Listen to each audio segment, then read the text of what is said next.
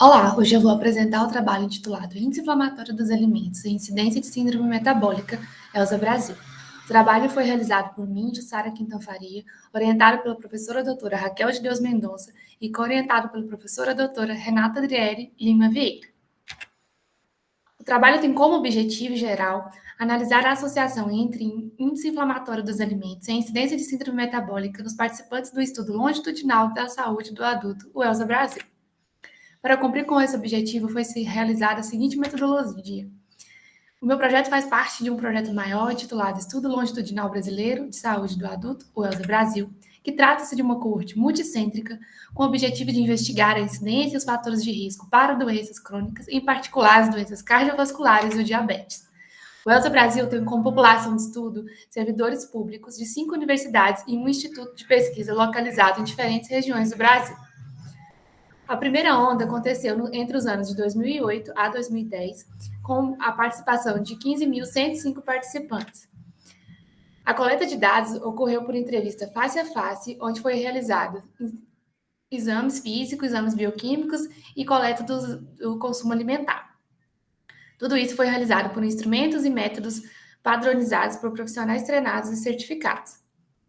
A segunda onda do estudo ocorreu entre os anos de 2012 a 2014, com a participação de 14.014 participantes, com uma taxa de adesão de 94%. A terceira onda ocorreu entre os anos de 2017 a 2019, com uma taxa de adesão de 87% dos participantes. O presente estudo visa utilizar dados das 3 ondas do ELSA Brasil e adotou como critério de exclusão a prevalência de síndrome metabólica na linha de base, calorias inconsistentes menores que 500 e maiores de que 6.000 calorias, dados faltantes no questionário de frequência alimentar dos itens que compõem o índice inflamatório dos alimentos, prevalência de doenças cardiovasculares como insuficiência cardíaca e infarto, prevalência de câncer, realização de cirurgia bariátrica, proteína C reativa maior ou igual a 10 mg por decilitro e dados de leucócitos totais faltantes. Na linha de base, foi extraídos dados do consumo alimentar, que serão utilizados para o cálculo do índice inflamatório dos alimentos. As ondas subsequentes serão analisadas a fim de identificar a incidência de síndrome metabólica.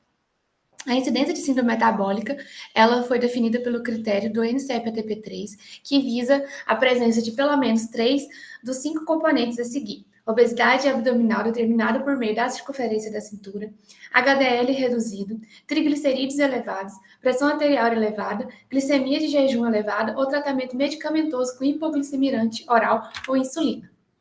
O índice inflamatório dos alimentos foi calculado de acordo com a metodologia de Rebold 2022. Foi utilizado dados do questionário de semi-quantitativo de frequência alimentar de consumo habitual dos últimos 12 meses. O QFA ele era composto por 114 itens. O índice inflamatório dos alimentos é composto por 18 grupos, sendo 11 pró-inflamatórios e 7 anti-inflamatórios. O processamento e a análise dos dados foram feitas no software Stata na versão 3.0. Em relação aos resultados, a amostra foi composta por 4.864 indivíduos sem síndrome metabólica, 61,4% eram do sexo feminino, 38,5% possuíam idade média de 45 a 54 anos, 54,6% eram de cor branca, 58,7% possuíam ensino superior completo ou mais, 63,3% nunca fumou, 69,7% são usuários de bebidas alcoólicas e 61% são eutróficos, de acordo com o IMC. Em relação à distribuição dos valores do índice inflamatório dos alimentos, temos no eixo horizontal os valores do índice em que os valores negativos indicam que o alimento tem propriedades mais anti-inflamatórias, enquanto os valores positivos indicam que os alimentos são mais pró-inflamatórios. Os alimentos que estão mais próximos de zero, eles não apresentam grande impacto inflamatório. No eixo vertical nos mostra a densidade, ou seja, a frequência com que os alimentos com determinados valores do índice de inflamação alimentar aparecem na amostra.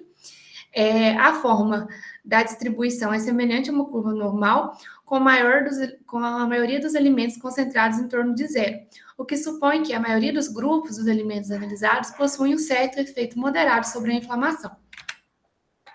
Já em relação às características dos indivíduos pertencentes ao grupo mais anti- e pró-inflamatório, Obtivemos que os indivíduos do grupo mais anti-inflamatório apresentaram maior tempo de atividade física, menor circunferência da cintura, menor valor de proteína C reativa e se tratavam de pessoas com idade média de 65 a 74 anos. Já os indivíduos pertencentes ao grupo mais pró-inflamatório apresentaram menor tempo de atividade física, maior circunferência da cintura, maior valor de proteína C reativa e se tratavam de indivíduos com média de idade de 35 a 44 anos.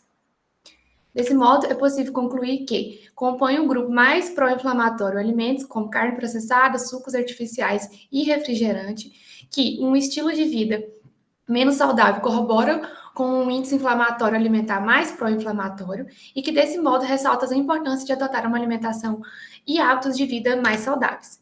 O trabalho é importante, uma vez que ajuda a fortalecer as medidas atuais de prevenção da síndrome metabólica, contribui com evidências para orientar as diretrizes dietéticas de prevenção, contribuindo para a redução dos custos relacionados à saúde pública, além de potencializar a utilização do índice inflamatório alimentar como uma ferramenta de avaliação para quantificar o potencial inflamatório da dieta.